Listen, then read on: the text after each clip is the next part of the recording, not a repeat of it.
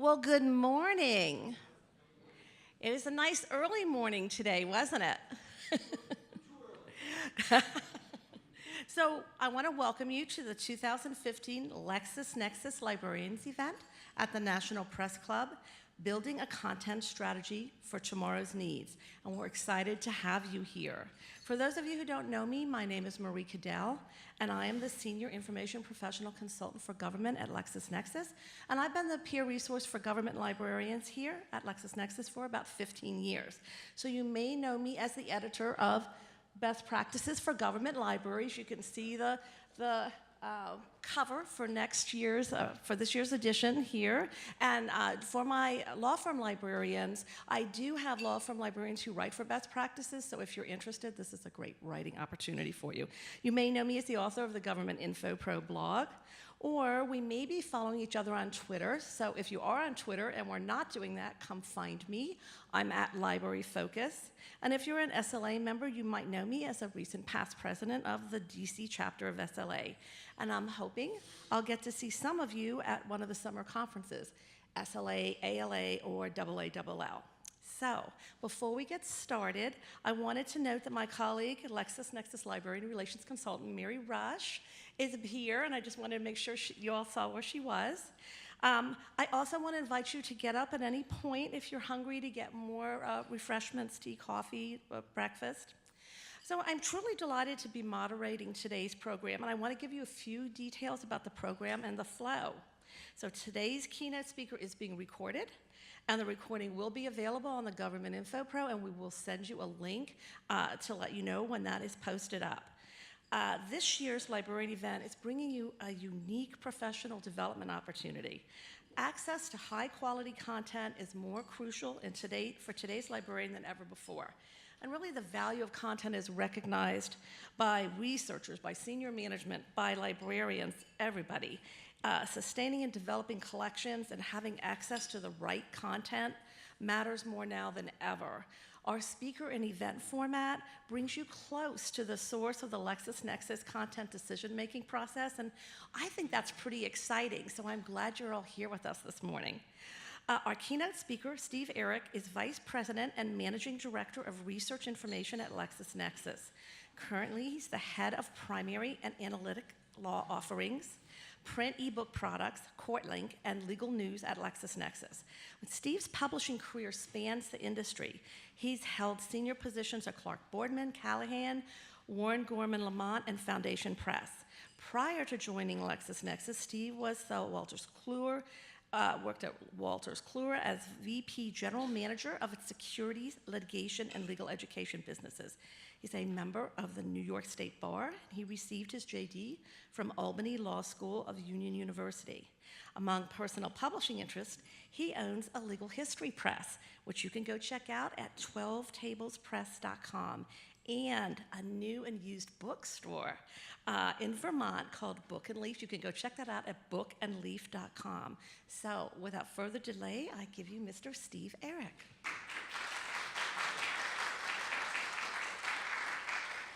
You can tell I'm a publisher. I'll do anything to get plugs for things that I'm involved with. So let me tell you first about why I started 12 Tables Press, a legal history book publishing company. I went through Columbia. I was visiting with David Lebron, who was the dean at Columbia. And at the time, he said to me, I have this wonderful professor whose book went out of print. You may have heard him. His name is Jack Greenberg. Now, Jack Greenberg, for any of you who may know, was the youngest attorney for the Brown versus Board of Education. He had published his book with Basic. Basic loved it in 1994. By 1998, it went out of print. And by 2003, he could not find anyone willing to reissue it. And so bringing in a publisher, said, see who you can find. I went to Oxford, I went to Cambridge, I went to every publisher. No one would publish it. In a backhanded comment, I got so mad, I said, Jack, if I can't find a publisher, I'll publish it. He goes, stop looking. All right, what he wanted was, in 2004 was going to be the 50th anniversary.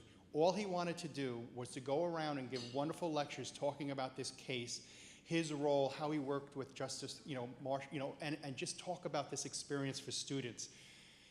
he wanted his calling card. His calling card was a book that he could sign after he gave the lecture. So I published 4 books with him. And then I kept getting other people asking me, hey, would you mind bringing this one out? Would you mind? And I started this press. And then a little thing happened. I started at Lexis, all right? I had to stop the press for the time being. You never lose the bug, though. So I'll talk a little bit about why I started a bookstore, because what I wanted to explain is, I asked before, why are each of us here, all right? And I just scribbled my notes. We all are in this room for probably very similar reasons that we don't even realize it. Passion for information, all right? So there's some here who I love systems and information. Passion for books, passion for publishing, all right? I check off all 3, and as a result of that, I get to stand here and I get to be part of very interesting publishing companies.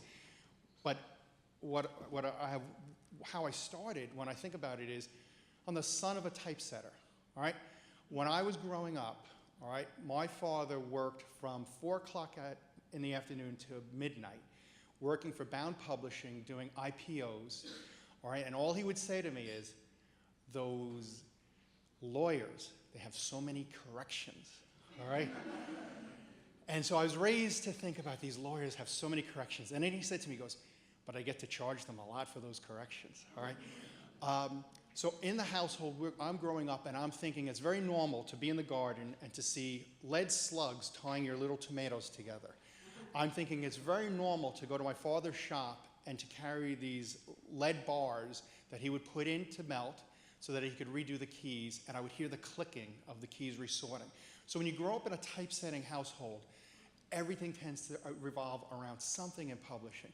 We watched the movie Gallipoli, and he's like, do you know what the typeface that is? All right, you just cannot escape it.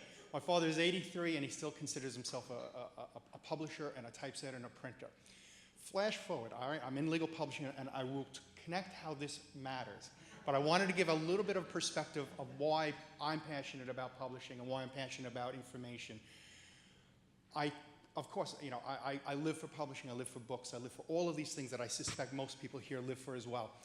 5 years ago, I bring my 2 girls, and I had a wonderful offer to see the Library of Congress from Roberta Schaefer. And I said, girls, you've never been to DC before. We're going to spend all morning at the Library of Congress, all right? And for 2 girls, one was 9 and one was 12. All right, Dad, all right? Well, we walked out of there, and it was the best trip probably they still describe it as a turning point, because what Roberta did and her team did for us, they asked us ahead of time, what are the publications you like? So I said, well, you know, I love Walt Whitman, and I love Thoreau, I love Emerson. Okay, and then they asked my daughter, she's like, Wizard of Oz, and so what did they do? I was able to touch, all right, the original self-published Walt Whitman Leaves of Grass that he gave to David Thoreau, and in the back, Thoreau writes, interesting chap, look forward to reading his book. All right? That is something you never forget. My daughters get to handle the first book off the press of The Wizard of Oz, and from that day, my daughter goes, I'm going to be in book publishing, Dad. And so for me, that was it doesn't get any better than that. So what I wanted to do, and hopefully I know how to change this. All right. The enter.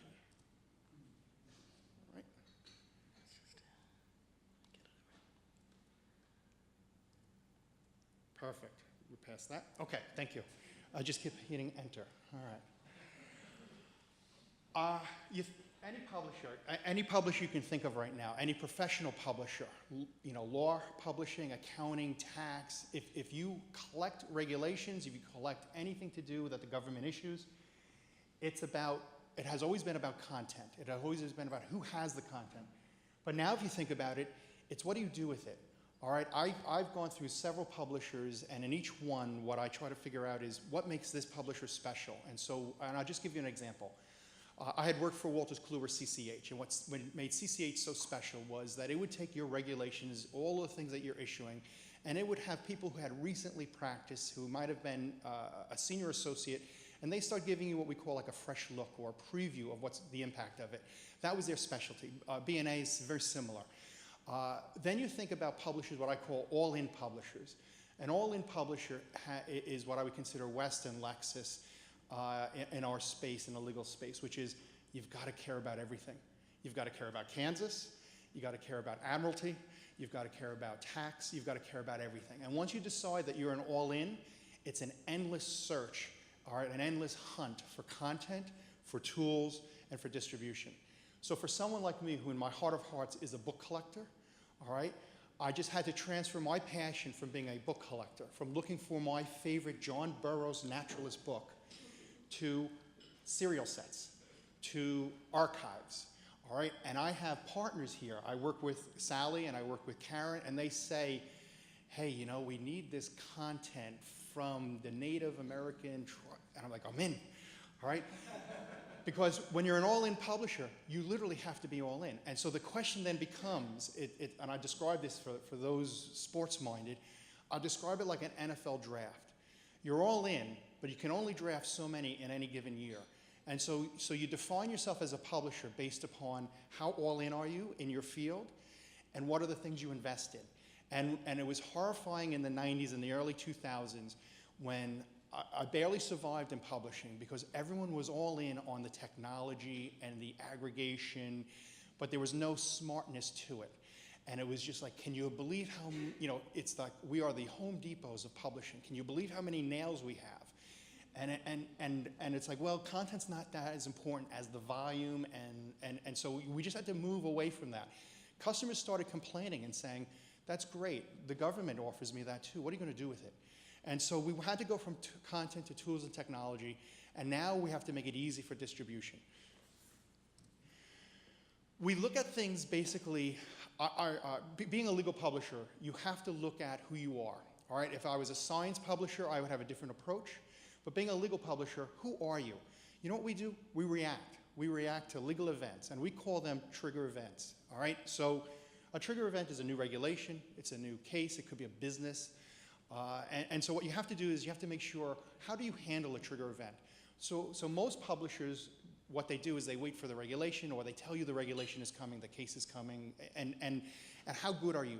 So if you think about the different publishers, West, very good at trigger events. Lexis, very good at trigger events. CCH, very good at it in tax. All right, B&A, very good at it in, employment. All right, we all have areas where the courts have ruled, the federal has come out, this state has come out. Then you have to say, well, okay, well, you've got the content, you've got the raw materials. What does it mean? So then we talk about investigative reporting. And when I started in 2010, and that's why so many of our investments have been about legal news. When I started my career, people could say, I'll wait 6 months for Don Chisholm to tell me about the implications of patents. Now people want to wait less than 6 hours, all right? And so legal news for us has become so important because it's the first sign of what this means to our customers. It's the first, what I call the first blush of, and I'm going to use this, I have to cut what I say a little bit because I'm being recorded, but I can't cut what I'm going to say. All right, so I'm just going to,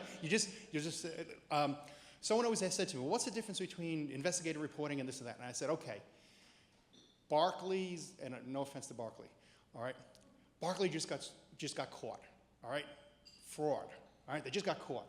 And everyone's like, oh, I want to hear about that. So Law 360 will be like, hey, Barclay just got caught. Then the next one is, oh, we may get caught too, all right?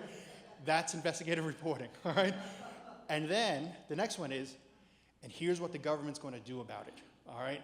And that is the first blush of deep analysis, all right? Our customers are asking us, who got caught? Are we going to get caught? What do we do about it, all right?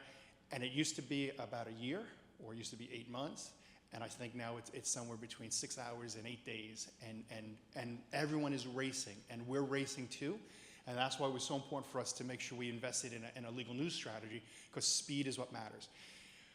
But when I remember in the 2000s, my career started out more on the analytical side, so I was the book publisher. When I first started, I worked in Clark Boardman, which was basically a securities publisher that auto-shipped publications whether people wanted them or not.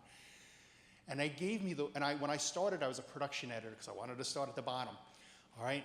They gave, you know what that means when you're a production editor? They give you the worst manuscripts and the worst authors, all right? And I worked with a lot of SEC authors.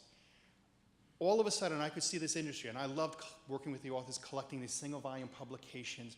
And then one day, everyone said, no more treatises because they're books, all right? And we're just going to move everything to online. Online is good, books are bad. And for about a 10-year period, no one wanted to publish treatises.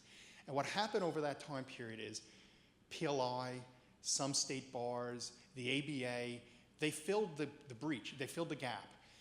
But the mindset of the authors started to change as well. Well, no one wants to publish this. And then they started thinking, well, I don't have the time to write it then. And what happened to our industry is a shift from these wonderful deep treatises to, I'll do a white paper. All right, so we would say, hey, would you like to do, I'll do a white paper. And then they said, all right, or they want to do what I call cookbooks. So what we have right now in this industry is what I call practical desk books. They're cookbooks, all right? People used to write what I would call travel logs. Here's what it's like to be in the security space. And when you get to this stage, make sure you understand this aspect. And this is from deep knowledge of these great experts, a Hal Blumenthal, John Coffey. They're writing about these wonderful things. Now what we have is, I'll tell you how to get there, but I'm not going to tell you why. All right? That's a cookbook. All right? It's a practice guide, and it's still valuable. But now what we have to do as a publisher, all of us, is how do you supplement it? I'm a big fan of journals. I love journals. Journals are as much as you can get someone willing to give you a deep insight before they leave you, all right? Or blogs. Well, blogs can be fine if you can pull them out. But it's like, I describe a blogger as this flicker of a guppy that you see on the boat. And if you're lucky enough, you can hook them into giving them more than what they give in 600 words or less. So what you have to make sure then is, when I started with Lexis, what I said to them, I said, look, there's a couple of publishers out there that everyone is neglecting. Oxford University Press had a wonderful collection of law books. They tried to replicate in the United States what they did in UK. Let's go get them when they fall out of favor. And we acquired some of those publications that were IP strategy. Same thing with a little publisher called A.S. Pratt and Sheshnoff. Wonderful bank collection, bank regulations, losing 10% a year, still losing 10% a year for us now. So here I am advocating we go after acquisitions that lose money for us. When those treatises are gone, I'm not seeing people write them again. And so it's very valuable that you make sure you nurture these treatises, you take care of them, because you're not going to see as many as you did in our industry in the past. Tax as well. So that's why you have to cherish the B&A portfolios. You have to cherish whatever is out there, you have to cherish. So anyway, so analysts, and then the last thing we're going to talk about, and these breakouts is workflow. So you have raw content, the primary, you have the legal news, you have analytical. Workflow is the magic. And so we'll talk about a little bit about how everyone, we all envy. We see, oh, Ravel has come out, oh, Lex Machina. In our industry, it's like, wow, look at these people, very impressive data analytics. If you don't have the content, all right, it doesn't matter. If an all-in publisher has to have the content, has to have the distribution, and has to know what to do with it. So that is what we call the trigger. The middle is just basically just understanding your customer, all right? We can no longer say to our customers, this works for large law, I hope you like it, all right? You can no longer, you have to listen. What does it matter to the state and local attorney? What does it matter to the federal attorney? And I have to thank, Barbara Thurman here and Sally and Karen. They fight and fight and fight for content for the federal space, and they're getting it, because they know what they want, because they're listening to you guys. And finally, the evolving innovations view. The way I describe it is, I will copy from anyone who's doing something right, all right? If someone in medical publishing is using video for their practical guidebooks, maybe we should be as well. If data analytics is helping in another industry, in tax, we should be using it as well. You cannot be above. Publishers are wonderful at figuring out what people want, whether or not they invented it or not, all right? So I talked about this, and so I wanted to give a little example. So our federal team comes to us and they say, we would like to be #1 in energy. We think our customers, fracking is going on in the States. There's just, all the firms are starting to get into global energy issues. And we're like, oh my God, we're not good in energy. So as a book collector, I do a self-audit and I say, how are we in regulations? Okay, but there's this company, Public Utility Report, which is wonderful, all right? And so we send out our team and they say, might you want to work with Lexis? And before you know it, we were able to get that license, which was wonderful because without it, we would have had a gap. We looked at a company that was out in Seattle, and we found, I don't know how many of you know Knowledge Mosaic, Securities Mosaic. I had been tracking that founder, Peter Schwartz, for years. And what Peter told me was, on weekends, he goes, you know what I like to do on weekends? I like to scrape. All right, and I'm like, what do you mean? Well, we acquire his company for securities, and he basically opens his garage doors, and we find out that he's been collecting agency content for years in every agency. We're like, oh my God, I can't believe how much agency content he has now. Well, it's taken us the last 2 years to normalize it, to get it in, to tag it, and to put it in an area for shepherds, which is what the team over here will talk about. Allison and Kirk will talk a little bit about that. Investigative reporting, we talked about that. How important, so the first thing we did when we acquired a company, it was a company called Law 360, and what they did is they scrape. They look and they report, and they're like AP writers, fast, fast, fast. Not investigative, but they have to get to that point. The first thing people said to me is, well, now that you have Law 360, how quick can you get away, how quick can you, eliminate Mealy's? We now no longer need it. And so Paul here said, no, we need it. It's a different type of news feed, all right? It's for what I call the real technicians of litigation, all right? And so what we had to do is we had to look at Mealy's and say, well, you know what, these two news feeds look a lot like Law 360. Let's sunset them, and let's bring out one on fracking. Let's bring out one on water rights, because it's a hardcore litigator tool. So when you understand a portfolio, you have to understand how they fit together and make sure they work well together long term. So that's something that Paul will go into. I talked a little bit about the journals. I'm a big fan of journals. I'm a big fan of the treatises. And then analysis. And then workflow, we'll talk a little bit about, some of the things we're doing in workflow, some of the things, and everyone is always interested in that, but I'll give you a little bit of perspective of that with a later slide. So when I started in 2010, I should give a little bit of background. I spent 15 years working for West in all their New York imprints. So I'll give you my lineup. I started out at Clark Boardman. Then I went to Clark Boardman Callahan, then I went to Warren Gordon Lamont, then I went to RIA, and then I wound up running Foundation Press, my dream of dream jobs. I did that for 8 years. All of these jobs had one thing in common. They were all in Manhattan, and they were not in Minnesota, all right? And so the minute I found out that Clark Boardman was going to be moving to Minnesota, I said, I've always wanted to be in bank publishing. And then I got into bank publishing, and then for those people who know me, I could not stand law school. I did not like it, and I envy two people. I envy the person who was number one because he loved it, and my best friend who became an assistant district attorney because all he wanted to do was being involved in crime. All right.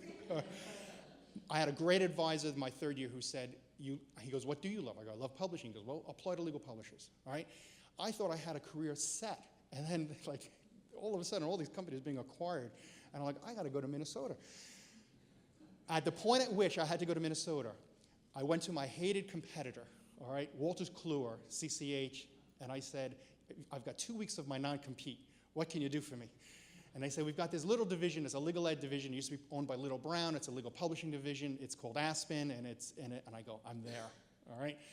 So it's understanding. So when I started at Lexis, the CEO said to me, we have a lot of MBA types, all right? We've got a lot of smart people. We need a publisher to tell us what we should buy, build, or license. And at that point, I looked at our partners in sales and Karen here, and I said, what do we acquire and why? And it all ties back to what I just went through. So no one wanted us to buy Oxford University Press, their little print, the Sheshner. Everyone wanted Law 360. It's so easy to get the sexy ones through. Fighting for the ones that really matter long term takes a team, and you have to walk in and you have to have conviction of what your strategy is. And this is what the strategy is. IBM uses a Horizon 1, Horizon 2, Horizon 3 model, all right? And so every once in a while you hear people say, and I had people say to me, so I was born, core investments are who you are today. We collect regulations, treatises, et cetera. It's what you're good at today. So if you looked at any publisher, you would say, B&A, what are they good at? All right, they're good at 6 or 7 practice areas that are federally sponsored. No one can beat them when it comes to portfolios. That's who they are. All right, and then you could say the same thing about CCH. You could say the same thing about us. You would say Matthew Bender, all the things. No one wants to be. They call that Horizon 1. All right, no one wants to be Horizon 1. All right, it's just not. It's not cool. All right. But if you don't invest in Horizon 1, you'll never get to 2 or 3, all right? Horizon 2 is you've been asleep for so long that these are the things you should be doing, but you didn't realize you should have been doing it. You better start doing it, or you're going to lose, all right? So digital lending, all right? Legal news, practice pages within our platform. These are all the things that, look, you know, you don't have to be a genius to know these are the things you have to do. Those I call medium-sized bets. I'm a big believer in the medium-sized bets, all right? Then to the right is what we call aspirational, Horizon 3, all right? Everyone I meet, I go to every conference and I'm getting, you know, you realize how old you're getting when it's like I'm looking at this kid, the CEO of Ravel, say to me, well, you know, I'm a Horizon 3. And I'm like, hey, how much content do you have? Oh, none. All right? I said, all right, you'll get there. But you have to realize, where do you belong and how do you get there, all right? Horizon 3 is what do you make with all your assets that you've been collecting for the year? How do you develop solutions that delight? Because if you think about it, and that's what this table here will talk about, this is in many ways what this team will talk about is the future of publishing. What I had to make sure, and my team has to make sure, is you cannot neglect any of these. And so, am I doing bad or good on time? All right, I'm doing all right, all right. Because, so imagine, so this is the one that I said to my CEO, I said, imagine this, and so everyone will approve Horizon 3. They can't wait to give me money to build on the right. No one wants to approve Horizon 1, all right? And yet, it is what everyone here cares about, all right? Because if you don't have it, you can never build it. And so this can't be read, all right? It's hard to read, but I'm going to use it as an example, all right? So in the top, we really need to be, and we're waiting to get to the point where we can be a global provider of regulations. We would love to be able to say, not just New York, not just federal, but UK, Germany securities regulations, all right? I had an author at Harvard who taught, a reader, he taught antitrust. I didn't go to Harvard, I went to Albany, all right? I had an author, and his student came to me, and he said, that book will become obsolete, all right? I'm going to do a global antitrust publication. And he did it before there was a course for it. He did it before there was a market for it. Flash forward, IP is that way now, all right? You don't just, trademarks are that way right now, all right? You need to know a US trademark, but you tend to need to know a US trademark when you're opening Book and Leaf in Vermont, all right? Anywhere else, any big league player has to have global, all right? And so those are the things. But down here, if you look at it, briefs, public utility, securities content, agency content, unpublished decisions, all right? StateNet, all right? CCH and tax analyst license, all right? All these things, Nils Insurance. Someone asked me, he's like, well, how are we going to be great in the insurance space? And I said, we have to find a way to work with Nils, which was a publishing house from Wolters Kluwer. So we did a trade last December. We traded, and there's no punchline. We traded, we got Canada, they got Poland, all right? We traded regulations with Wolters Kluwer. We traded companies with Wolters Kluwer. They were $4 million apart. Christmas, like the week before Christmas, I get a list. We're $4 million apart. Can you come up with things that would close the gap that we could license from Wolters Kluwer? All right, Nils, Kluwer Law International, the Bouvier Dictionary, your new CCH tax treatises. They agreed. They didn't tell anyone. They didn't tell anyone at Wolters Kluwer. So all of a sudden, I get a call from Nils. What the heck happened here? I got to license content to you. I said to them, I go, look, we're not going to just license content. We're going to license your platform. We're going to direct people from our page to your page, because the future relationships of publishers, no one can get to everything. No one can be an all-in publisher. You've got to be willing to partner with who you can, all right? So it's very unlikely we'll ever be able to partner with West publicly, all right?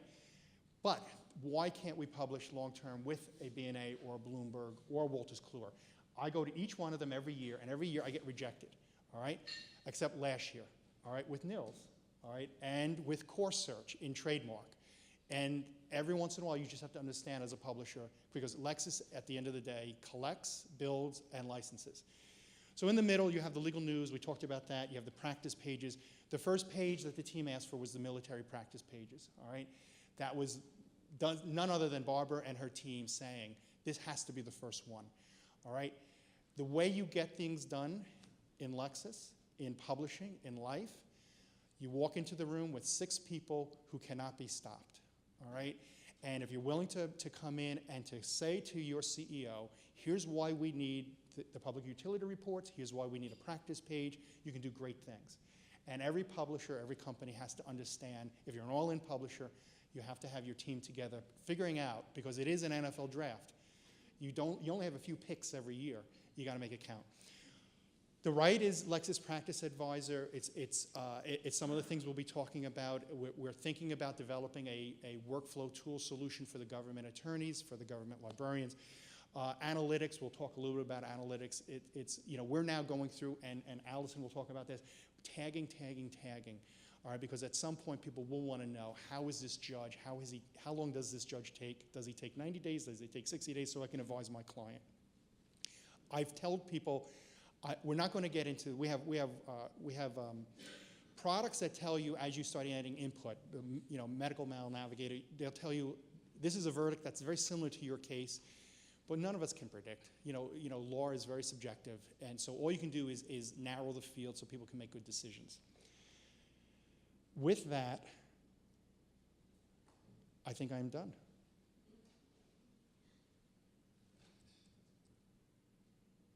Wait. Yeah, all right. I'm really done. I want to take any questions, anything about, I have to end with why I started the bookstore, all right? So we had a bookstore in the Adirondacks. We bought a building. I bought a Mason Lodge on Lake Champlain.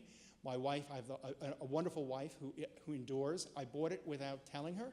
I said I made a bid. She's like, not again. All right. I made a very bad mistake. I displaced a liquor store. All right.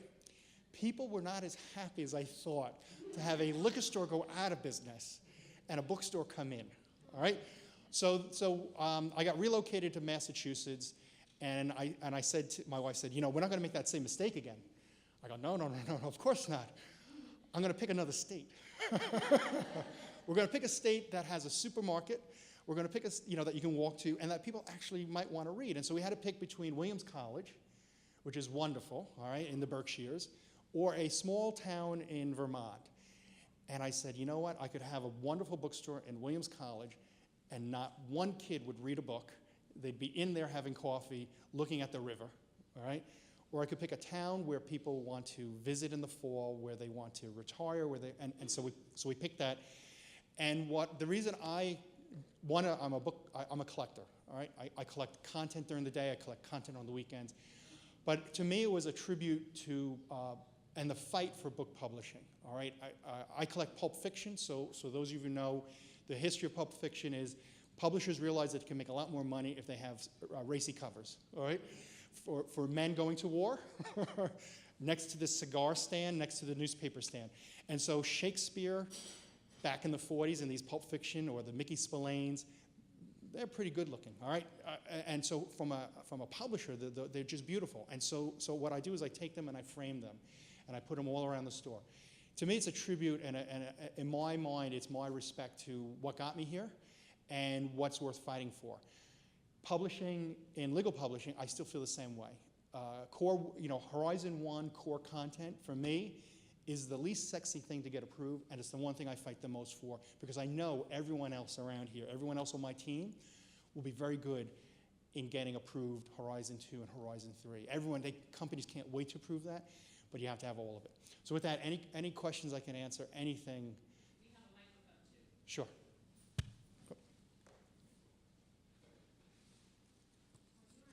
Besides the practice area, that I'm sometimes more interested in format. So when you talk about analytics, we need to close something out. For example, in legislation, federal legislation, I want to know the sunset provisions when they come in, when things, looking at intent for what congressional intent is on legislative histories, going to the markup sessions, collecting those amendments that identify why language has been changed. That is the kind of information that sort of closes those gaps and really helps us identify what's going on with the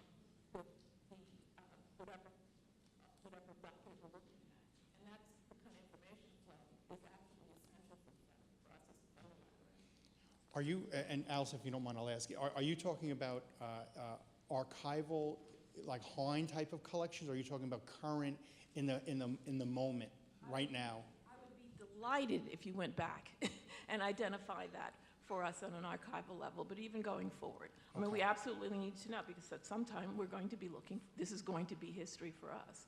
Right. I don't know if you have any thoughts or what we're working on with it. We're looking at that as a part of our StateNet business. We have the StateNet company, which is located in Sacramento, that does legislation and bill tracking and so forth throughout the country. And we're talking right now about where we take that, what we want to do with it. So that kind of feedback is wonderful. And I'd like to talk to you a bit more about that. Yeah, so we acquired a company, it was StateNet, and it was really more on the state side.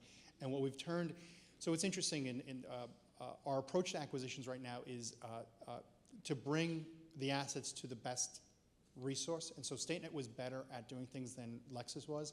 And so we're building a federal, we're bringing it all to the StateNet team, where they traditionally had focused on state regulations, and we're now including the federal. So that's one I think we can follow up on.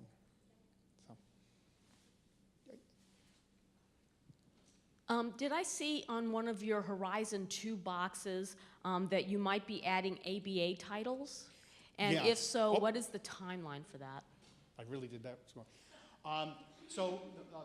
where we added the ABA titles was to our digital lending collection. So if you think about it, our ebooks, we have a digital solution. Similar, we're using Overdrive. So in the public library, Is that what? yeah, it's.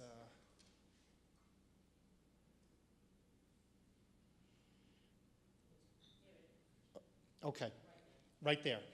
So I knew the head of publishing at the ABA, and we went around to all of our publishers. I'll take a step back.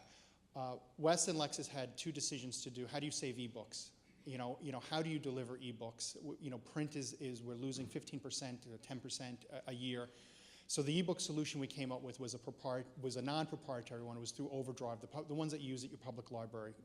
And so we came up with a digital lending solution for our ebooks. I went around and I asked all the publishers if they'd like to join. The ABA was the first one that said we would like to join.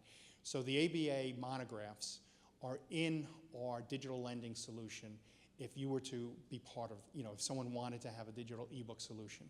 Any way you can move that to your Lexis Advanced platform so when people are in that universe, they don't have to go to another silo? You know what's it's interesting is we didn't think that people would actually want these. Are you talking about like the practice skill type publications, like the NEETer type of trial skills, or what? ABA has a lot of really good titles. Yeah. That they're different sections, like their section of litigation, like the attorney-client privilege, or some of these other books. And sometimes it's hard to keep up with ABA when a new edition's coming out, because they don't let you know. But if people are researching in Lexis Advanced, and they see, oh, there's an ABA title on that, so they don't have to go to the e-lending library because we don't have that. But they can stay in the same platform, in the same universe, and just seamlessly look at all those different... Hey Barbara, we could, I suspect, get their backlist. They probably will sequester. What they tend to like to do is, like, for the first 12 months of a life cycle of a publisher, they want to be the only place you can get it. But then I think their backlist, I suspect we could get it. We've been hesitant. We didn't know that it was valuable as an archive. And what I think it goes back to is ABA was getting a lot of authors when a lot of us publishers were asleep, and I suspect they've built up a nice collection.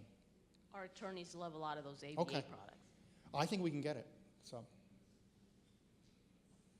Hi, Jack Cunningham here at the FTC Library. How you doing? Good. Hi. We get a lot of calls for treatises, and you mentioned them. So what do you think is the future of treatises? Do you think they will simply going to be annulled, and there will be any more paper ones, or paper plus electronic? Because we get calls for them all the time, and people often do want electronic ones if they can get them. What has happened in the last 3 or 4 years, the last 5 years in this industry is when we do RFPs, when people ask us, the treatises are one of the first things that people cite. And so what we're starting to do with our collection right now is, I call it deconstructing. And so you have a 12 or 15 volume publication, and what we're starting to do now is to say, can you create them more as standalones so that they're 1 or 2 or 3 volume at most? I'm a big believer. We're doing a lot of treatises at the state level. They tend to be a little bit, I would prefer that they'd be a little bit more like a travelogue than a cookbook, you know. The hardest part for us is finding someone willing to write it. And so what you have to then do is be willing to have chapter authors. The problem with that is you never get a uniform intellectual view of it. So you have people willing to give you a chapter on it as part of, you know, so say patent litigation, you know, you're no longer getting that one person writing it. It's been hard to find, but we are absolutely, and I think all the publishers realize now that it's what makes you different. Law Journal Seminar Press division of ALM, they've been very aggressive into going into, you know, some of the practice areas, what I call the specialty practice areas, like insider trading or corporate governance. That to me is in some ways the future. What I tend to tell authors, and I tell my editors, which is, if someone just wants to write about one subject that is very important, let them, because they always tell you, oh, I'll do it in 80 pages. No. They always do it in 400 pages, all right? So I think in some ways that's one of the ways you adjust. You don't do a survey, but there's nothing better than having the definitive person talk about, you know, Dodd-Frank. So I don't think they will go away, but I think it's hard, and it clearly you have, I call it sometimes straight to ebook, all right? You know, like the Errick Estrada video right in. You just have to be willing to understand what format fits, but we tend to go after all of it. Great, well I think you've got some good, any other? One of the things that always amazes me is when I am in federal libraries is how much locally created content they're holding that no one seems to have done much with. I used to work at the Department of Justice, and there were huge collections of content created by the department, call it gray literature, whatever. And it was kind of difficult for us to, one, identify where this content was, and then how we as professionals managed our own content. And I think it would be really beneficial if firms like yours could sort of help us have those conversations about what is agency content, how do we manage agency content, is it of interest to other agencies? I mean, how do we as the librarians begin to identify and manage our own content, just like you've talked here? Well, we learned, I think, the valuable lesson from our acquisition of Knowledge Mosaic. You know, Peter Schwartz was collecting content that was made available, and we didn't have it. And we're like, you know, why didn't we, you know, think of doing it? And I think it's a stage now, for us, it tends to be opportunistic. You know, does someone say, you know, I think a lot of publishers think of Hine. They always think of Hine as, you know, hey, I've got this old, you know, I've got these books, I got this collection. And they've made a nice little career out of, you know, collecting things. And I would take a page out of their approach, which is, you look at all the university press libraries, all right? So Harvard has the collection of Emily Dickinson. You know, MIT just got Noam Chomsky's 260 boxes of some, you know, and I'm like, we have in our market as well, and what do we do about it? I think it comes down to figuring out, does it have customer value? Because if it has customer value, which means more than one customer, you know, we're not a big customer, you know, it has to be valuable. If it's valuable to the DOJ, it's valuable to us, you know, and so it's figuring out where does it fit within, how valuable is it for the customers besides the creator. But at CCH, I was amazed that at the end of the year, we would send out so many securities desk handbooks and IRS codes books to the IRS and to the SEC. But those are obvious ones. It's the, you know, you have to be, in some ways, you have to be a little bit of an artist. You've got to be able to figure out, hey, I don't know, this may be valuable to you. And then we're looking at it, it's like, yeah, it's valuable.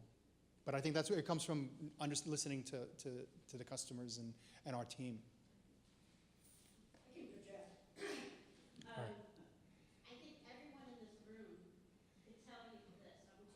You're talking about your third horizon. Well, I've got a fourth horizon. Everyone in this room has content in our library that there's no platform to bring it up on. And don't be doing that to us.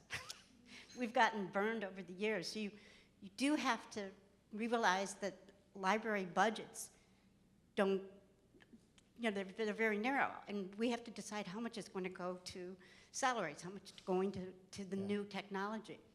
But don't leave us adrift where we have Jen and I can tell you, we've got file cabinets of CD-ROMs because they're going to last forever, right? But we don't have one platform that's all gone. Every time we got our computers upgraded, we lost that. Yeah. So keep that in mind too. I'm a big fan of microfilm. You give me a magnifying glass of strong light, and I'll read it. Yeah. But I can't read my CD-ROMs. We have like 10 years of stuff. Yeah, it is interesting. And it's interesting when you think about everything should be cheaper. So I'll give you an example.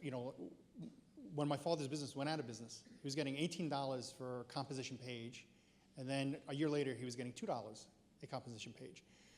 So you would think we're at the stage where all of this content could be affordably kept somewhere and used, and it just gets to the point where, can it? And I. Yeah. No, I get it. Yeah. Good. Any last? Well, thank you so much. Enjoy the sessions, and I appreciate it.